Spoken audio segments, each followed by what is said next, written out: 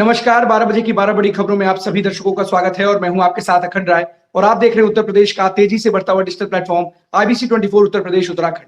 12 बजे की महत्वपूर्ण खबरों की शुरुआत करते हैं। आपको बता दें, विधानसभा सत्र का 6वां दिन है और इस 6वें दिन बजट सत्र को लेकर के चर्चा हो रही है और विधायक बजट पर चर्चा करेंगे क्योंकि एक बहुत बड़ा बजट उत्तर प्रदेश की योगी सरकार ने, जो कि 9,12,696 करोड़ का था, उस पर अब चर्चा होगी और आखिरी दिन ये पारित होगा।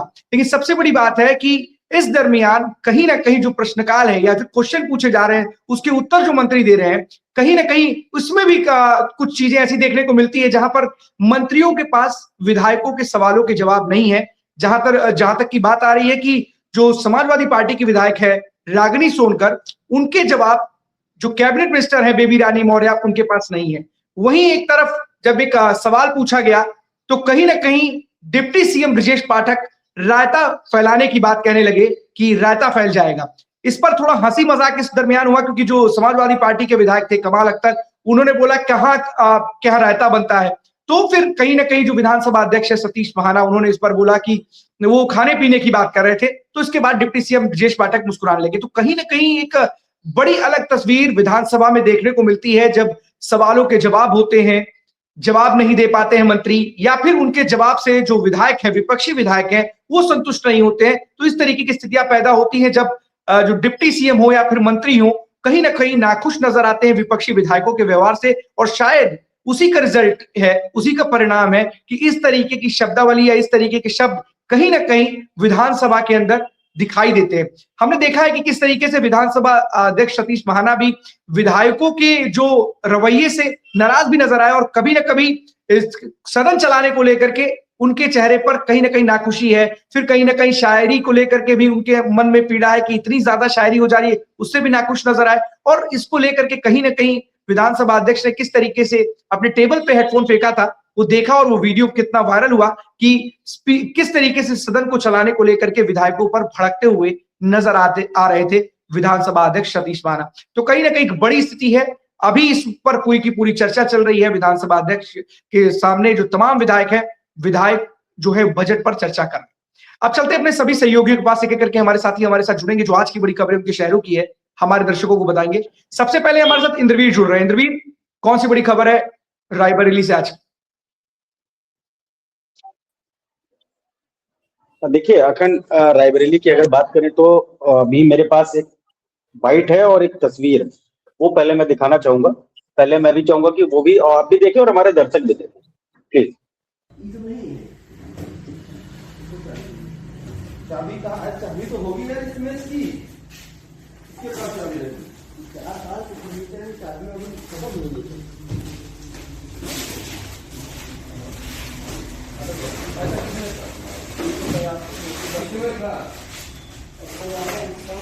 क्या नाम है भैया आपका? अरविंद कुमार। अरविंद कुमार जी, कहाँ रहते हैं आप? हम सेवो बच्चे में रहते हैं। अच्छा, क्या घटना हुई अरविंद जी? हमारे यहाँ ऑफिस में चोरी हो गई है। किस चीज का ऑफिस है ये? फ्लिपकार्ट का ऑफिस है, आधा तकड़ दूर के। हाँ। कैश पूरा हमारा गायब है। अच्छा, तो कितना कैश था? करीब 1,82,210 रुपया था। अच्छा, तो इसके अलावा भी कुछ और चोरी हुई है? नहीं, और हमारा कुछ नहीं। एक वो डीवीआर लगा था, वो गायब है बस। अच्छा, जो सीसीटीवी का डीवीआर था वो भी गायब हो गया। तो 1,82,000 कैश गया है और डीवीआर गया है। इसके अलावा और कोई पैकेट वैकेट तुम्हारे यहाँ से? पैकेट कम है, जो बाहर नोचे पोचे पड़े हैं वो जी अभी मिल जाएंगे। अच्छा, चलिए, इसके बारे में आपने पुलिस से कंप्लेंट की है? हाँ, कंप्लेंट की है और हम FIR दर्ज कराना चाहते हैं। ठीक है, ओके। अखंड, ये बछरावा कस्बे की घटना है और ये बछरावा कस्बे की अगर मैं बात करूं तो एक सप्ताह से लगातार बछरावा कस्बे में एक वीडियो हमारे पास और था, और चूंकि लंबा हो जाता एक और, मतलब कई सारे ऐसे वीडियो जो सीसीटीवी के हैं। दिन दिहाड़े 3 ई-रिक्शाओं की बैटरी 2 चोर दिख रहे हैं, दिन दिहाड़े खोलते हुए ले जाते हुए दिख रहे हैं बछरावा में। और ये लगातार चोरियों का अंबार इस समय अगर कहीं लगा है तो थाना बछरावा क्षेत्र के अंतर्गत लगातार हो रहा है। बीती रात ये घटना हुई। फ्लिपकार्ट का एक ऑफिस था, उस फ्लिपकार्ट के ऑफिस में ये चोर आते हैं। 1,82,210 रुपए कैश जो था ये उड़ा दिया है और डीवीआर लेके चले गए सीसीटीवी। और ये बड़ी घटना है। इस तरीके से जो घटनाएं हो रही है, चोरी छोटी छोटी, लेकिन अब वो बड़ी में तब्दील हो रही है। तो हो सकता है एक ही चोर हो या कोई संगठन हो, क्या है क्या नहीं, लेकिन अभी तक इन घटनाओं पे, चोरियों की घटनाओं पे पुलिस की तरफ से कभी कोई वो नहीं है। आज ये एक बड़ी संस्था में, क्योंकि डिलीवरी वाले क्या होता है, ये फ्लिपकार्ट का अपना थर्ड पार्टी लेकर के डिलीवरी करते हैं, और डिलीवरी पैकेट में भी बड़े बड़े सामान होते हैं। शुक्र ये रहा कि उन्होंने जो डिलीवरी के पैकेट थे उनसे छेड़छाड़ नहीं करी, और जो वहां का ऑनर है वो साफ साफ कह रहा है कि हमारे पैकेट सुरक्षित है और जो इधर उधर है वो मिल भी जाएंगे, जो फेंक दिए गए इधर उधर। क्योंकि बड़ा मोबाइल फोन आते हैं, टैबलेट आता है, लैपटॉप, हम किसी की मतलब गिनती नहीं है कि पैकेट में क्या हो सकता है। और एक बड़े ऑफिस को इन्होंने टारगेट किया है जो बछरावा थाना क्षेत्र के अंतर्गत आता है, और 1,82,210 रुपए चोरों ने बीती रात उड़ाया है। ऐसे तमाम सारी घटनाओं को लेकर के बछरावा थाना अब चोरी के मामले में हाईलाइटेड होकर दिख रहा है, और इस पे कहीं ना कहीं पुलिस को अंकुश लगाना पड़ेगा। जिस तरीके से अभी एसपी रवि कुमार आए हैं, मैं फिर कहूंगा कि वो लगातार फील्ड पे दिख रहे हैं। आए दिन वो 1-2 थानाओं का निरीक्षण कर रहे हैं और अपना और अपनी पुलिस का 110% देने के 100% है ना, 10% में क्या हो, जिस तरीके से वो सक्रियता दिखा रहे हैं। संडे को भी वो थाना निरीक्षण कर रहे हैं। अक्सर पुलिस अधीक्षक संडे को अपने परिवार के साथ देखे जाते हैं, बड़ी घटनाएं होगी या कोई और कुछ हुआ तो निकलते देखे जाते हैं। अदरवाइज ऐसे अधिकारी, आईपीएस और अधिकारी कम निकलते हैं, लेकिन ये संडे को भी देखे जा रहे हैं। तो कहीं ना कहीं ये लगता है कि पुलिस संजीदा है, पुलिस काम कर रही है। लेकिन अगर पुलिस काम कर रही है तो क्या कुछ थानों की पुलिस चुप्पी मार के बैठ चुकी है? क्या रात की जो गश्त पुलिस अधीक्षक के निर्देश हैं उनको फलीता लगाते नजर आ रहे हैं कुछ थानेदार? पूरे मामले में क्या हुआ? इस पूरे मामले में क्या हुआ? क्या पुलिस की तरफ से कोई बयान आया? कुछ भी नहीं, अभी कोई बयान नहीं आया है पुलिस की तरफ से। फिलहाल इस घटना को लेकर के कोई बयान नहीं। सामने से एप्लीकेशन दे दी गई, कंप्लेंट दे दी गई, बताया गया एफआईआर दर्ज करने के लिए दे दिया गया, लेकिन पुलिस की तरफ से अभी कोई बयान नहीं आया है। अखंड क्या होता है, जब चोरी होती है ना तो चोरी को बड़ी लाइटली लेती है पुलिस। जब बड़ा मामला हो जाए चोरी, मैंने यहाँ देखा है चोरी, आज तक कुछ ऐसी चोरी है रायबरेली में जो एसपी अभिषेक अग्रवाल के समय हुई थी, वो आज तक चोरियां नहीं खुली है। अखंड चोरी ठंडे बस्ते में चली जाती है। और एक मामले में मैंने देखा, मैं नाम नहीं लूंगा, एक मामले में एक चोरी 1.5 लाख रुपए की होती है और उस मामले में एसओजी तक लग जाती है। कंपैरिजन क्यों? क्योंकि 15 लाख की चोरी एक आम आदमी के यहाँ होती है और 1.5 लाख की चोरी किसी पहुंच वाले के यहाँ होती है, और उसमें एसओजी तक लग जाती है। तो पुलिसिंग का अपना तरीका है काम करने का, मैं उनके तरीके पे सवाल नहीं उठाता हूं, लेकिन एवरी केस आपको सेम पैटर्न से देखना होगा, सेम तरीके से काम करना होगा। मैं रायबरेली पुलिस के ऊपर फिर कह रहा हूं, मैं उंगली उठा, लेकिन जिस तरीके से बछरावा में चोरियां बढ़ रही हैं, ये कहीं ना कहीं एक भयावह दृश्य है कि आने वाले समय में चोरी किसी और चीज में ना परिवर्तित हो जाए, कोई और बड़ी घटना ना घट जाए, क्योंकि इन चोरों के हौसले बुलंद होते दिख रहे हैं। चाहे वो ई रिक्शा बैटरी की चोरी हो, चाहे वो फ्लिपकार्ट ऑफिस का रहा हो, चाहे 2 और छोटी छोटी चोरियां रही हो, एक सप्ताह में लगातार चोरियां देखने को हर रात मिल रही है। तो इससे ये चोरी एक डकैती में न तब्दील हो जाए, ये चोरी एक बड़े हादसे में न तब्दील हो जाए, इसलिए बछरावा थाने को निरंकुश लगाना पड़ेगा और इस पे रायबरेली पुलिस को सख्त कदम उठाना चाहिए। जी अखंड। बिल्कुल इंद्रवीर, कदम तो उठाना चाहिए और आम और खास नहीं होना चाहिए। बिल्कुल आपने एक बड़ा बढ़िया उदाहरण दिया कि किस तरीके से एक छोटी सी घटना में अगर पुलिस किसी को 1.5 लाख और 15 लाख में देखा जाए तो 15 लाख की बड़ी चोरी होती है और बड़ी वारदात है, उसके सामने 1.5 लाख बहुत छोटा अमाउंट है। लेकिन किसी पहुंच वाले के यहाँ अगर 1.5 लाख की कोई चोरी की घटना या कोई उसके साथ कोई भी अपराध होता है तो उस पर एसओजी तक लग जाती है। लेकिन आम जगहों पर इस तरीके की बातें नहीं देखने को मिलती हैं और पुलिस उस पर एक डबल स्टैंडर्ड के तहत कार्रवाई करती हुई नजर आती है। तो फिलहाल ये पुलिस को ध्यान जरूर रखना पड़ेगा कि डबल स्टैंडर्ड नहीं अपनाना है। और दूसरी बात, दोहरी नीति के तहत अगर आप कार्रवाई कर रहे हैं तो सवाल आप पर जरूर खड़े होंगे कि आखिरकार क्या कारण है कि इस तरीके की दोहरी नीति आपके द्वारा अपनाई जा रही है। पुलिस तो सबके लिए है, ऐसा तो नहीं है रायबरेली के लिए अलग है, लखनऊ के लिए अलग है या फिर अन्य जगहों के लिए अलग है। पूरे देश में पुलिस का सिस्टम एक है और जहां भी अपराध होता है तो पुलिस का एकमात्र काम होता है कि उसका खुलासा करे, और अगर किसी के साथ अपराध की घटना घटित हुई है, उसका कोई सामान चोरी हुआ है, डकैती हुआ है, तो पुलिस को लाइटली नहीं लेना चाहिए। उस घटना को सीरियसली लेते हुए उन चोरों अभियुक्तों तक पहुंचना चाहिए और उनको सलाखों के पीछे डालना चाहिए, और जिसका कोई जो सामान चोरी हुआ है उसको वापस दिलाने के लिए जो भी कोशिश करनी हो वो जरूर करनी चाहिए। फिलहाल इस पूरे मामले पर नजर बनाए रखिएगा। कोई अपडेट आता है तो हमारे दर्शकों को जरूर दीजिएगा। बहुत बहुत धन्यवाद आपका इंटरव्यू से तमाम जानकारी। शुक्रिया शुक्रिया। अवनीश हमारे साथ हैं कानपुर से। अवनीश, कौन सी बड़ी खबर है?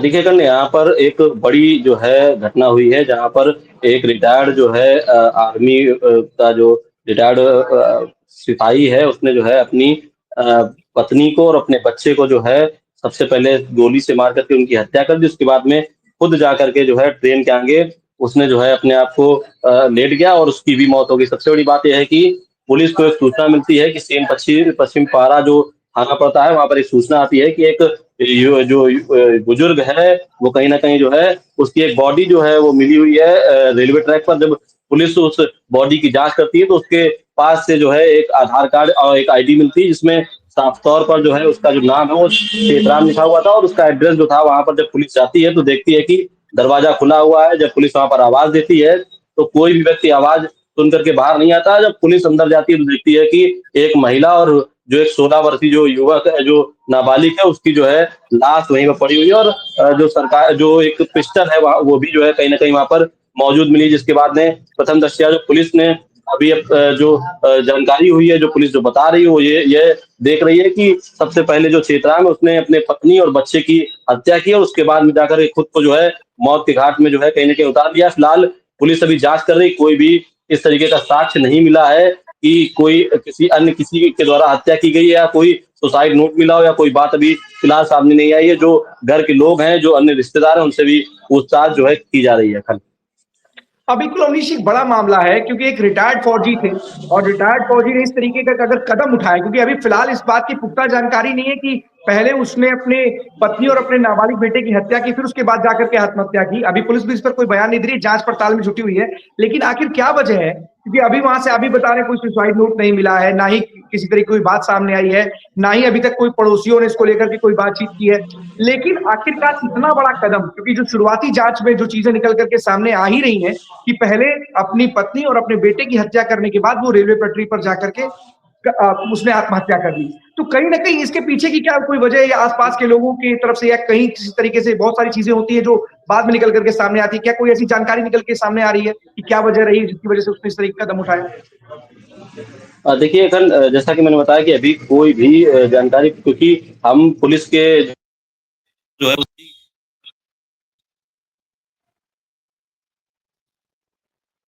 पुलिस का कोई भी बयान नहीं आया है, पुलिस अभी बोलने को तैयार नहीं है, तो हम किसी भी तरीके का कोई कयास लगाकर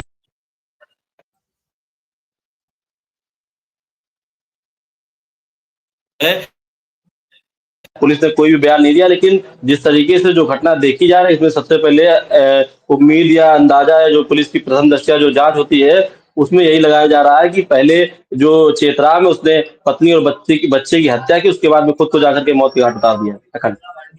हाँ बिल्कुल अवनीश, एक बड़ी खबर जरूर है यहाँ से और बड़ी दुखदायक है। और दुख भरी इस खबर में अभी फिलहाल पुलिस के जांच पड़ताल करने की आखिरकार इस तरीके का अगर कदम उठाया है तो उसके पीछे वजह क्या थी। बहुत सारी चीजें होती हैं आजकल, लगातार इस तरीके की घटनाएं आम हो गई हैं और इस तरीके की घटना ने कहीं ना कहीं सनसनी फैलती है। और कानपुर जैसे क्षेत्र में इस तरीके की एक घटना हुई है जहां पर पहले युवक ने, जो जानकारी है कि अपने पत्नी और अपने नाबालिग बेटे की हत्या की, वहां पर क्योंकि डबल बैरल की वहां पर बंदूक भी मिली है, तो कहीं ना कहीं सवाल ये जरूर खड़े होते हैं कि आखिरकार इतनी बड़ी घटना को अंजाम दिया अगर किसी व्यक्ति ने तो क्यों दिया, ये सबसे बड़ा सवाल है जिस सवाल का जवाब पुलिस को तलाशना होगा। लेकिन इस खबर पर अभी कोई जानकारी फिलहाल नहीं, और बिल्कुल अवनीश ने कहा कि इस पर कोई कयास नहीं लगाया जाएगा जब तक कोई आधिकारिक बयान पुलिस की तरफ से नहीं आता। फिलहाल इस पूरी खबर पर नजर बनाए रखिएगा अवनीश, और जो भी अपडेट आएगा हमारे दर्शकों को जरूर दीजिएगा। बहुत बहुत धन्यवाद आपका तमाम जानकारी के लिए। ज्ञानेंद्र हमारे साथ बने हुए प्रतापगढ़ से। ज्ञानेंद्र, कौन सी बड़ी खबर है? बिल्कुल, देखिए अखंड, पहले तो प्रतापगढ़ से नहीं, पहले तो महाशिवरात्रि से आपको हार्दिक शुभकामनाएं देंगे। कल बीती महाशिवरात्रि देश का ये कहा जाता है कि ऐसी मान्यताएं हैं कि ऐसा पहला प्रेम विवाह था शंकर और पार्वती जी का, और उसके बाद से प्रेम विवाह शुरू हुआ। और कल प्रतापगढ़ में बड़ी धूमधाम से जो है महाशिवरात्रि मनाया गया। जगह जगहों में भंडारों का आयोजन किया गया था, शोभा यात्रा निकाली गई और 2 दिन का एक कार्यक्रम चलता है बाबा विश्वनाथ धाम में, जो कि विगत 40 साल प्लस से अधिक वर्षों से चलता चला आ रहा है। जो कि प्रमोद तिवारी जब विधायक नहीं बने थे तब से ही ये प्रोग्राम करा रहे हैं और अब भी ये प्रोग्राम लगातार चल रहा है। कल एक चीज और देखने को मिली कि प्रतापगढ़ में जैसे दीपावली का महोत्सव मनाया जा रहा था, किसकी देखा गया कि पाकिस्तान हर वक्त पूछता था क्या हो तुम, और कल भारत के खिलाड़ियों ने ये जवाब दिया मुंह तो। कल देर रात 1:30 बजे तक आतिशबाजियों का शोर हर घरों से निकल के आ रहा था। लोग सड़कों पर थे, खुशी जाहिर कर रहे थे। और शुरू में जब अभिषेक शर्मा का विकेट गिरा था तो लोगों में नाराजगी जरूर दिखी थी, लेकिन ईशान किशन की बल्लेबाजी से, एक बिहारी के बल्लेबाजी से लोग गदगद हो चुके थे। तो कल का दिन पूरे देशवासी प्रतापगढ़ वासियों के लिए काफी खास रहा, क्योंकि शोभा यात्रा महाशिवरात्रि इंडिया की जीत और उसके बाद देर रात तक उस जश्न मनाना, और जश्न में कल पूरा प्रतापगढ़ डूबा रहा। अब बात करते हैं कल की एक दर्दनाक घटना भी हुई प्रतापगढ़ में। आपने सोशल मीडिया पे जरूर एक वीडियो देखा होगा, एक सीसीटीवी क्लिप भी वायरल हुई थी। एक क्रेटा कार के ऊपर हाई मार्क गिरा हुआ है। तो पूरा मामला अंताने क्षेत्र का है, जहाँ पे एक पेट्रोल टंकी है, पेट्रोल टंकी का हाई मार्क खड़ा किया जा रहा था। तो सबसे बड़ी लापरवाही तो मैं अमले को कहूंगा कि अगर आप रोड के किनारे कोई इतना बड़ा हाई मार्क, तकरीबन 30-40 फीट का हाई मार्क अगर खड़ा है और तकरीबन हजारों टन का वो हाई मार्क होता है, एक खंभे की जो वजनी होती है क्योंकि डिवाइडेशन में होता है। देखिए हर जगह शहर में भी लगाया गया था, हाई मार्क लगाए जाते हैं तो डिवाइडेशन में लगाए जाते हैं, उसके कई भाग होते हैं और बाकायदा क्रेन से उसको डिवाइडेशन से चढ़ाए जाते हैं। लेकिन सबसे बड़ी लापरवाही पुलिस की, क्योंकि हाईवे के ठीक बगल हाई मार्क को खड़ा किया जा रहा था विदाउट डिवाइडेशन से, और उधर से क्रेटा जो आ रही थी सपा नेता की थी, तो उसके क्रेटा कार के ऊपर गिर जाती है, तो उनको मौका तक नहीं मिलता है और सीधे क्रेटा पे गिरती है। क्रेटा तकरीबन 2 से 3 फीट तक ऊपर उछलती है ऑन द स्पॉट। मैं ये कहूंगा कि खंबा गिरते ही, तो हाई मार्क का गिरते ही ऑन द स्पॉट उनकी मौत हो गई। लोग कुछ समझ पाते, कुछ कर पाते, गेट खोल पाते, ऑन द स्पॉट मौत हो गई। अभी तक केवल एक नॉर्मल में मुकदमा लिखा गया है, जबकि इस पूरे मामले में हत्या का मुकदमा दर्ज होना चाहिए था। एक एक्सीडेंटल मुकदमा लिखा गया है, जो अभी तक मेरे पास जानकारी है, FIR नहीं है, लेकिन जो मुझे जानकारी मिली है कि एक्सीडेंटल का पुलिस ने मुकदमा दर्ज किया गया है। इसमें पहला जो इसमें सबसे बड़ी लापरवाही कहेंगे कि थाने से महज 1.5 किलोमीटर की दूरी पे घटना घटित हुई। दूसरी कि कोई भी एक होमगार्ड तक वहां तैनात नहीं था, एक ट्रैफिक का कोई भी पुलिस कर्मी तैनात नहीं था कि ट्रैफिक को रोक सके। दूसरी सबसे बड़ी लापरवाही कहेंगे उस पेट्रोल पंप के संचालक को, अगर आपका हाई मार्क खड़ा हो रहा था, पुलिस की ओर से आपको कोई व्यवस्था नहीं मिली थी, तो आपको 4 व्यक्तियों को खड़ा करके ट्रैफिक को रोक देना चाहिए था। देखिए वो मेन रूट है, अगर बात करें तो सब का वही है। अगर रायबरेली से छोड़ दें तो पहला का हैदरगढ़ जाने का रूट और लखनऊ पहुंचने का रूट वही था। अमेठी का मेन कनेक्टिविटी वही बनाता है। सबसे बड़ी लापरवाही अंटू पुलिस की रही, लेकिन एक एक्सीडेंटल का मुकदमा लिख करके पल्ला झाड़ रहे। इसमें हत्या का मुकदमा दर्ज होना चाहिए था। लोगों का जो कहना है, कल से जब से वो सोशल मीडिया पे वीडियो वायरल हो रहा है, गिरते हुए पूरा वीडियो वायरल हो रहा है, CCTV फुटेज वायरल हो रहा है, लगातार तरह तरह की कमेंट्स आ रहे हैं कि इसमें हत्या का मुकदमा पुलिस दर्ज करे। और संचालक की अभी तक जो जानकारी मिली है, केवल जो ट्रेन चालक था उसकी गिरफ्तारी की गई है, न कि पेट्रोल टंकी संचालक की जो है गिरफ्तारी की गई है। लगातार देखिए मेरे पीछे भी मैं रोड पे खड़ा हूँ, यातायात की गाड़ी आ रही है, वो तो अनाउंसमेंट करते हैं कि गाड़ियां किनारे कर लीजिए। ट्रैफिक की कोई व्यवस्था नहीं है, लोगों की जान चली जा रही है, इनसे कोई लेना देना नहीं है। इनको सिर्फ ये है, आवाज आपको आ रही होगी किस तरीके से गाड़ियों का अनाउंसमेंट कर रहे हैं, गाड़ियां किनारे कर लीजिए। तो बस ये अपनी खाना पूर्ति लगातार करते रहते हैं, तो लोगों की जान चली जाए, इनसे कोई लेना देना नहीं होता है। सबसे बड़ी बात है, बड़ी दुख की खबर है, उस परिवार पे क्या बीती होगी जिसने कल्पना भी नहीं की होगी कि एक कोई पोल आकर के गाड़ी में गिर जाएगा और वो अपने परिवार के सदस्य को, अपने करीबी को खो देगा। क्या लापरवाही हुई, और उसके बाद अगर गैर इरादतन हत्या की बात कही जा रही है तो अपने आप में बड़ी बात है, लेकिन किसी की तो गलती है, किसी की तो कमी है, अगर किसी गलती नहीं थी, किसी की कमी नहीं थी, तो इतना बड़ा हादसा कैसे हो गया कि एक युवक की उसमें जान चली गई। इस घटना ने घटना की याद दिलाई है जो राजधानी लखनऊ में हुई थी, जो इकाना स्टेडियम के पास एक एडवर्टाइजिंग पोल था, एक स्कॉर्पियो के ऊपर गिर जाता है, उसमें 2 लोगों की मौत हो जाती है और एक ड्राइवर जो होता है गंभीर रूप से घायल हो जाता है।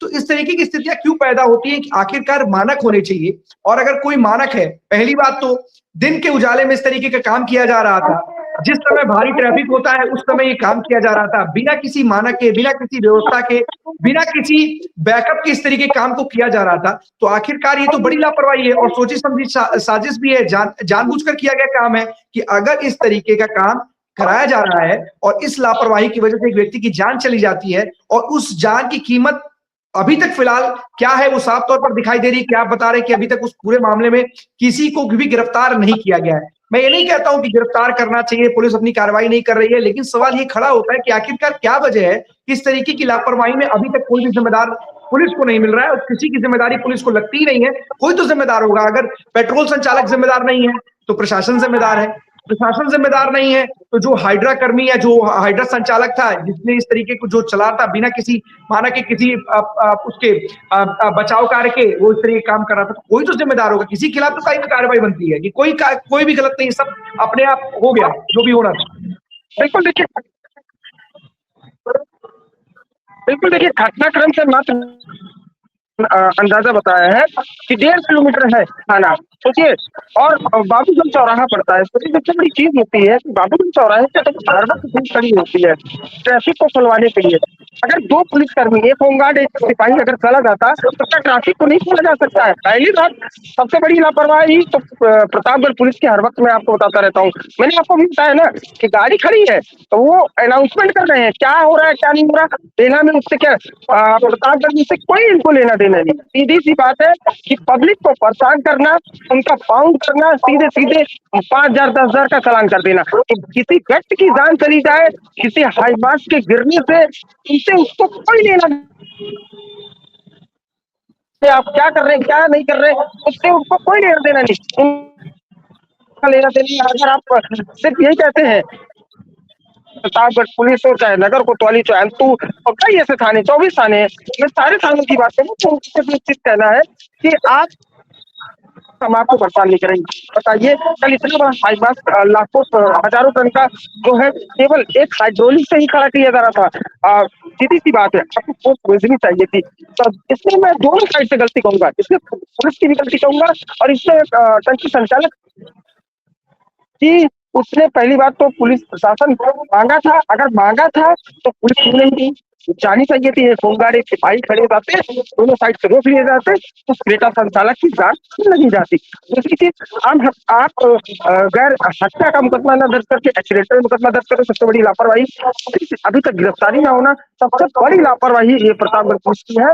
फिलहाल कब कार्रवाई करेंगे, कब कार्रवाई होती है, ये देखने वाली बात होगी, या केवल कागज के पन्नों में लिख करके ठंडे बस्ते में डाल दिया जाएगा। बस यही होगा कि एक्सीडेंटल मुकदमा उन्होंने शायद दर्ज कर लिया है और कागज के पन्नों में होगा कि एक मुकदमा पेट्रोल संचालक के ऊपर लिखा गया है, वो चलता रहेगा। और अगर उसने इंश्योरेंस कराया होगा तो इंश्योरेंस का प्रूफ उससे लगेगी। बस यही होगा। आगे क्या होगा क्या नहीं होगा इससे कोई लेना देना नहीं। प्रतापगढ़ पुलिस को गिरफ्तारी कब करती है ये बड़ी बात है। हाँ बिल्कुल, अब क्या लेना क्या देना, जिसकी जिंदगी चली गई, जिसकी मौत हो गई, जिसने अपना करीबी खो दिया, उसको वापस ला नहीं सकते। तो अब पुलिस को कम से कम कार्रवाई करनी चाहिए और जो भी जरूरी कदम, या मतलब कहते हैं जिसके खिलाफ भी कार्रवाई बनती हो, जिसकी भी जिम्मेदारी बनती हो, उसके खिलाफ जरूर कार्रवाई बननी चाहिए कि ऐसा कोई हादसा ना हो पाए। लेकिन फिलहाल मुझे लगता है कि इस तरीके के हादसों से कोई सीख ली नहीं जाती, क्योंकि पहले भी इस तरीके के हादसे हुए और मैंने आपको लखनऊ में भी बताया कि किस तरीके से कान्हा स्टेडियम के पास एक दर्दनाक हादसा हुआ था, उसमें 2 लोगों की मौत हो गई थी, ड्राइवर गंभीर रूप से घायल हो गया था, लेकिन उस हादसे से भी कोई सीख नहीं ली है। और फिलहाल में ये जो नया हादसा हुआ है इसमें भी कोई सीख लेती हुई पुलिस और प्रशासन नजर नहीं आ रहा है, क्योंकि इस तरीके के होर्डिंगों का एक बड़ा जाल साफ तौर पर हाईवेज के किनारे, रोडों के किनारे होर्डिंग बैनर्स हो, बड़े बड़े होर्डिंग बैनर्स हो लगे हुए हैं, जो कहीं ना कहीं मौत के काल के रूप में है, जो किसी भी समय किसी को भी मौत के आगोश में ढकेलने का काम कर सकते हैं। लेकिन नगर निगम सोया है, प्रशासन सोया है, पुलिस सोई है, सब कुछ सोए हैं, सब कुछ भगवान भरोसे है। अगर कुछ भी है तो सब कुछ भगवान पर छोड़ दिया गया कि कुछ भी होगा तो भगवान संभाल लेंगे। तो फिलहाल जिस जगहों पर भगवान के भरोसे सब कुछ छोड़ा जाएगा, वहां उम्मीद करना प्रशासन से अपने आप में बेवकूफी है। फिलहाल इस पूरी घटना पर क्या होता है नजर जरूर बनाइएगा और देखिएगा कि प्रशासन ने इस पूरे मामले में अभी तक क्या कार्रवाई की और किसके खिलाफ क्या एक्शन लिया। बहुत बहुत धन्यवाद ज्ञानेंद्र इस तमाम जानकारी के लिए आपका। जितेंद्र हमारे साथ बने हुए बस्ती से। जितेंद्र, कौन सी बड़ी खबर है? बिल्कुल अखंड, जिस तरीके से मैंने एक सुबह हमने एक वीडियो डाली थी, इस वीडियो में देखा गया था कि किस तरीके से अब पिछले कई दिनों से लगातार देखा जा रहा है कि प्रदेश में लगातार ऐसी बात सामने आई है कि जो ब्राह्मण समाज है कहीं ना कहीं उनको लगातार टारगेट किया जा रहा है, यूं कहे कि चिढ़ाते हुए भी नजर आए। फिलहाल जो वीडियो भेजा गया, वीडियो में साफ तौर से देखा जाता है कि समाजवादी पार्टी के पिछड़ा वर्ग के जो जिला अध्यक्ष है उन्होंने ब्राह्मणों को अशब्द भाषा का प्रयोग किया। यूं कहे कि अखंड अशब्द भाषा में ही ऐसी ऐसी गालियां उसमें दी गई है कि जो हम अपनी जनता को सुना भी नहीं सकते। फिलहाल आपको बताते हैं अखंड, ये पूरा मामला सिद्धार्थनगर से उठ के आया है। सिद्धार्थनगर में बीजेपी और समाजवादी पार्टी के जो नेता है उनके बीच में कुछ संवाद हुआ था, जिस संवाद को लेके बस्ती के जो पिछड़ा वर्ग के जो समाजवादी पार्टी के जो जिला अध्यक्ष है उनके द्वारा सोशल मीडिया पर लाइव आने के बाद में ब्राह्मणों को गालियां दी गई, अशब्द भाषा का प्रयोग किया गया। यूं कहे कि जो यादव समाज है कहीं ना कहीं यादव समाज को जो है वो एकत्रित करने का भी यूं कर सकते हैं कि वो काम कर रहे थे कि जिस तरीके से उसमें बोला गया है, जो गालियां दी गई है, तो स्वाभाविक बात है बस्ती में जो ब्राह्मण समाज है वो पूरी तरीके से आक्रोशित है और कार्रवाई की मांग है। क्योंकि जो जिस तरीके से ब्राह्मण समाज को अगर कुछ जैसे अभी जो मूवी आई की बात एक आई थी, रिलीज हो रही थी जिसमें घूसखोर पंडित का नाम दिया गया था, कुछ दिन पहले जिस तरीके से देखा गया था कि कथावाचक को लेकर ब्राह्मणों को लेकर शब्द भाषा का प्रयोग हुआ था या प्रदेश अध्यक्ष के द्वारा कोई मीटिंग की गई, तो कहीं ना कहीं ब्राह्मणों की बात की जाए तो जिस तरीके से टारगेट किया जा रहा है कहीं ना कहीं बस्ती में भी ये देखने को मिला। फिलहाल अब बस्ती के जो ब्राह्मण है वो पूरी तरीके से आक्रोशित है, कार्रवाई की मांग करें। फिलहाल अब उनके द्वारा क्या आगे किस तरह से क्या उसकी डिमांड इनकी की जाती है, क्या कार्रवाई की प्लानिंग की जाती है, फिलहाल ये देखना होगा। लेकिन कहीं ना कहीं ये साफ कर सकते हैं कि बस्ती में जो ब्राह्मण समाज है वो पूरी तरीकों से आक्रोशित है। अखंड जितेंद्र, सबसे बड़ी बात है कि समाज बना दिया गया है। सबसे पहले तो ये होना चाहिए था कि हम सभी को एक वर्ग में रह करके विकास, प्रदेश और देश के विकास की बात करनी चाहिए थी। पर कहीं ना कहीं रोज राजनीतिक हलकों में जो चर्चा होती है विभिन्न जातियों में बढ़ करके अपने ही अंदर इस तरीके की जो ये कहते हैं कि गलत बयानबाजी की वजह से जो सामाजिक सौहार्द है वो बिगड़ने की बात हो रही है। चाहे वो वेब सीरीज की बात हो, उसके नाम को लेकर के हो, या फिर किसी टिप्पणी पर, किसी बात पर ब्राह्मणों के प्रति इस तरीके का आक्रोश दिखाना हो। लगातार इस तरीके के मामले बढ़ते जा रहे हैं और लगातार ऐसा लग रहा है कि प्रदेश ही नहीं बल्कि देश में ब्राह्मणों के खिलाफ एक अलग मुहिम चलाई जा रही है जो साफ तौर पर किसी भी पार्टी से, किसी भी राजनीतिक दल से अछूती नहीं है। लगातार एक के बाद एक सभी राजनीतिक दलों के निशानों पर ब्राह्मण है, जिसकी वजह से कहीं ना कहीं ब्राह्मण खुद को ठगा हुआ महसूस कर रहा है और अपने को असुरक्षित भी महसूस कर रहा है। क्योंकि हाल फिलहाल में देखा गया था कि किस तरीके से एक जर्नलिस्ट के साथ गलत बर्ताव किया गया, वो भी देखने को मिला। और अगर इस तरीके से किसी पार्टी, किसी राजनीतिक दल के नेता के द्वारा इस तरीके से अशोभनीय, अमर्यादित शब्दों का इस्तेमाल किया जाता है तो अपने आप में वो ब्राह्मण समाज आक्रोशित होगा ही होगा। क्या इस पूरे मामले में अभी तक पुलिस के द्वारा कोई कार्रवाई की गई है जितेंद्र? नहीं, अभी तक पुलिस के द्वारा कोई कार्रवाई इसमें नहीं की गई। लेकिन जो ब्राह्मण समाज की बात की जाए, कहीं ना कहीं अगर जो ब्राह्मण समाज के जो जिला अध्यक्ष है उनके द्वारा अब कहीं ना कहीं ज्ञापन दिया जाएगा पुलिस अधीक्षक को या डीएम को भी, कुछ ना कुछ कार्रवाई की इसमें मांग की जाएगी। फिलहाल अभी पूरी तरीके से देखा जाए तो ब्राह्मण समाज आक्रोशित है, लेकिन रणनीति बना रहा है कि आगे उन्हें क्या करना है, किस तरीके से उसमें क्या किया जाए। लेकिन जो लगातार जिस तरीके से ये संवाद है, क्योंकि अखंड एक चीज साफ है, सोशल मीडिया पे लाइव आके अशब्द भाषाओं का प्रयोग करना, एक के बाद नॉन स्टॉप गालियां देना, तो कहीं ना कहीं जो चीजें हैं जिन गालियों की वजह से आक्रोशित हुए। फिलहाल एक चीज और भी देखें कि ब्राह्मण समाज का साफ कहना है कि जो पिछड़ा वर्ग के जो जिला अध्यक्ष समाजवादी पार्टी के, कहीं ना कहीं उनको माफी मांगनी चाहिए, उनको माफी मांगनी चाहिए ब्राह्मणों से जिस तरीके से उन्होंने कहा। फिलहाल अब देखना होगा क्या इनके द्वारा क्या कार्रवाई की जाती है, किस तरीके से क्या ज्ञापन दिया जाएगा, या एफआईआर दर्ज की जाएगी या ब्राह्मण समाज उनसे माफी मंगवाता है, ये अब तो आने वाले समय में ही पता चलेगा। अखंड बिल्कुल जितेंद्र, कई बार देखा गया है, अभी हाल फिलहाल में सदन में जब मुख्यमंत्री योगी आदित्यनाथ बोल रहे थे और नेता प्रतिपक्ष को लेकर के कोई बयान को लेकर के किस तरीके से ब्राह्मणों को अपमान के तौर पर उसमें बताया गया।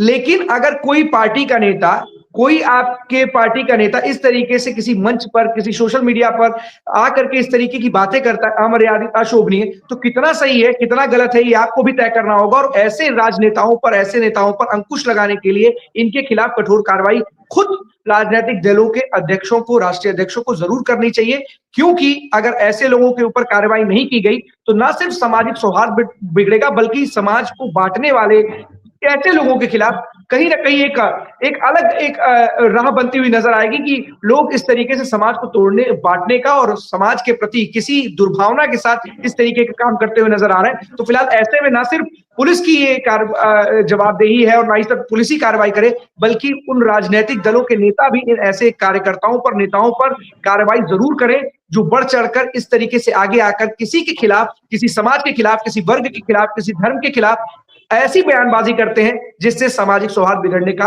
खतरा बन जाता है और ना ही एक व्यक्तिगत किसी व्यक्ति विशेष या फिर किसी समाज के प्रति इस तरीके की दुर्भावना देखने को मिलती है। फिलहाल इस पूरे मामले पर जितेंद्र क्या कुछ होता है जरूर हमारे दर्शकों को अपडेट दीजिएगा, क्योंकि एक बड़ा मामला है और ब्राह्मणों को लेकर के इस वक्त उत्तर प्रदेश की राजनीति बहुत गर्म है, क्योंकि सभी ब्राह्मणों को लेकर के बातचीत कर रहे हैं, लेकिन ऐसे मामले कहीं ना कहीं ब्राह्मणों के लिए ही नहीं बल्कि उन तमाम राजनीतिक दलों के लिए भी चिंता का विषय बन चुके हैं जो ब्राह्मणों की राजनीति करने की बात और दावे किया कर रहे हैं। फिलहाल ऐसे मामले में किस तरीके का एक्शन होता है जरूर अपडेट दीजिएगा। बहुत बहुत धन्यवाद आपके जितेंद्र इस तमाम जानकारी।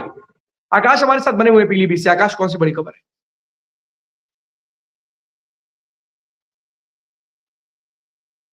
अनम्यूट कर लीजिए आकाश।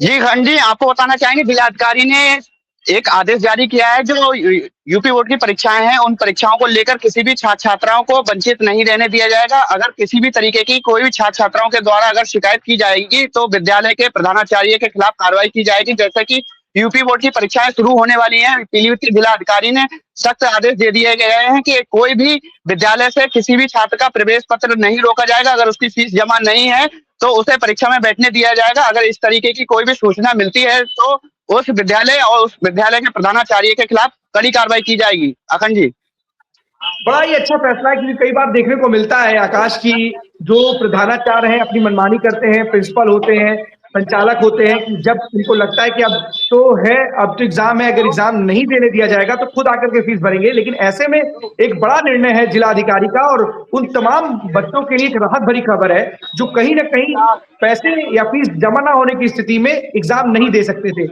इसको लेकर के जो जिलाधिकारी ने निर्णय लिया है, क्या इस पर बच्चों की तरफ से आपने बात की, उनके पेरेंट्स से बात की? क्योंकि कई बार ऐसा देखने को मिलता है कि ना सिर्फ बच्चे परेशान होते हैं बल्कि अभिभावक भी उनके इसकी वजह से परेशान होते हैं।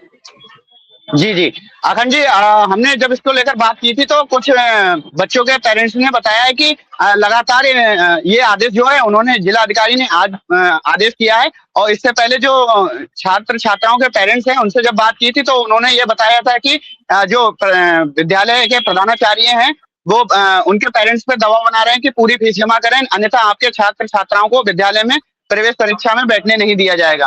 अब देखने वाली ये बात है कि आज जो आदेश किया गया है उससे जो विद्यालय है उसके प्रधानाचार्य कितना उसको लेकर सतर्क रहेंगे। देखिए, आप अगर जिलाधिकारी ने कोई आदेश जारी किया है उसको तो मानना ही पड़ेगा, संचालकों को, प्रिंसिपल को, और कहीं ना कहीं एक बड़ी राहत उन तमाम अभिभावकों के लिए है जो किसी वजह से अपने बच्चों की फीस नहीं दे पाए थे और उनको अब एग्जाम में राहत भरी खबर है उनके लिए, क्योंकि वो एग्जाम दे सकते हैं। क्योंकि इसी का फायदा उठाते जितने भी स्कूल संचालक हो या फिर प्रिंसिपल हो, इसी के दम पर वो कहते हैं कि अगर फीस नहीं जमा करोगे तो एग्जाम में बैठने नहीं दिया जाएगा। और ऐसे में जिला अधिकारी का यह आदेश उन तमाम बच्चों के लिए जो बोर्ड एग्जाम में बैठने वाले थे, उन तमाम अभिभावकों के लिए जिनके बच्चे बोर्ड एग्जाम में जाने वाले थे, उनके लिए बड़ी राहत भरी खबर है। क्योंकि किसी वजह से अगर वो फीस नहीं जमा कर पाए तो जिलाधिकारी का आदेश उनके लिए कहीं ना कहीं मील का पत्थर साबित होगा, उनके बच्चे एग्जाम देने से वंचित नहीं रह पाएंगे। बहुत बहुत धन्यवाद आकाश इस तमाम जानकारी के लिए आपका। कोई अपडेट होता है तो आप जरूर बताइएगा। आपको एक खबर बताते हैं, क्योंकि जल जीवन मिशन के तहत हर घर जल योजना और तमाम चीजें कही जा रही हैं कि इसको लेकर के जो उत्तर प्रदेश सरकार है वो लगातार काम कर रही है और हर घर जल योजना के तहत लोगों के घरों के बाहर टैप लग रहे हैं, टंकियां लग रही हैं। लेकिन लगातार जिस तरीके से टंकियों के निर्माण को लेकर के लगातार सवाल उठ खड़े हुए और किस तरीके से खुद बीजेपी के विधायक ने मंत्री का काफिला रोक दिया और बंधक बनाने की खबर आई और बताया गया किस तरीके से जो भ्रष्टाचार है वो व्याप्त है। सड़कें खोद दी गई हैं, लेकिन सड़कों को बनाया नहीं गया है, पानी आ नहीं रहा है, इस तरीके की तमाम चीजें देखने को मिली। अब एक नई खबर खुद पूर्व मुख्यमंत्री और समाजवादी पार्टी के राष्ट्रीय अध्यक्ष अखिलेश यादव की तरफ से है। उन्होंने पोस्ट किया है और बताया है जल जीवन मिशन नहीं कमीशन का खेल है। उन्होंने महोबा के एक आर्टिकल को देखते हुए, क्योंकि एक न्यूज आर्टिकल था जिसमें महोबा की एक टंकी को लेकर के खबर छपी थी, जिसमें बताया गया कि महोबा की टंकी का उद्घाटन के अगले दिन टंकी फट गई। अब इसको लेकर के कहीं ना कहीं बीजेपी पर भ्रष्टाचार का आरोप लगाया है।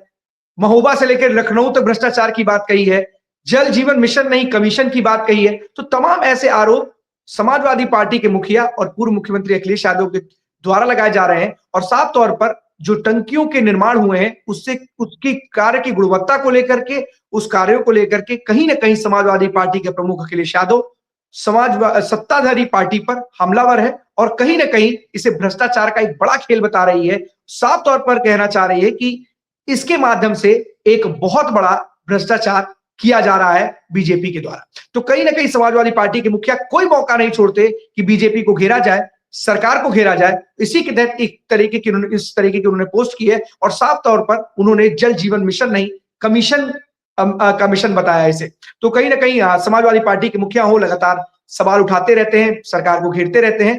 और कल उन्होंने प्रेस कॉन्फ्रेंस करके कद्दावर नेता है जो बीएसपी में पूर्व मंत्री भी रहे थे, कई विभागों के मंत्री रहे थे, जिन्होंने हाल ही में कांग्रेस से इस्तीफा दिया और इस्तीफा देकर के वो कल समाजवादी पार्टी में शामिल हुए, नसीमुद्दीन सिद्दीकी, उनको उन्होंने सदस्यता दिलाई और कहीं ना कहीं समाजवादी पार्टी के वोट बैंक और एक बड़ी ताकत के साथ, क्योंकि करीब 15,000 के करीब जो कार्यकर्ता थे वो नसीमुद्दीन सिद्दीकी के साथ समाजवादी पार्टी में शामिल हुए। तो फिलहाल एक बड़ी तैयारी है, 2027 मिशन की तैयारी है। इसी के तहत जो समाजवादी पार्टी के मुखिया हैं वो कहीं ना कहीं ऐसे फैसले लेते हुए नजर आ रहे हैं। और सबसे बड़ी बात है कि उन्होंने एक बार फिर से बसपा को अपना पुराना साथी बताया। तो बहुत बड़ी बात है, जैसे जैसे चुनाव नजदीक आ रहा है कयास ये लगाए जा रहे हैं क्या आने वाले समय में समाजवादी पार्टी और बीएसपी का क्या फिर से गठबंधन हो सकता है।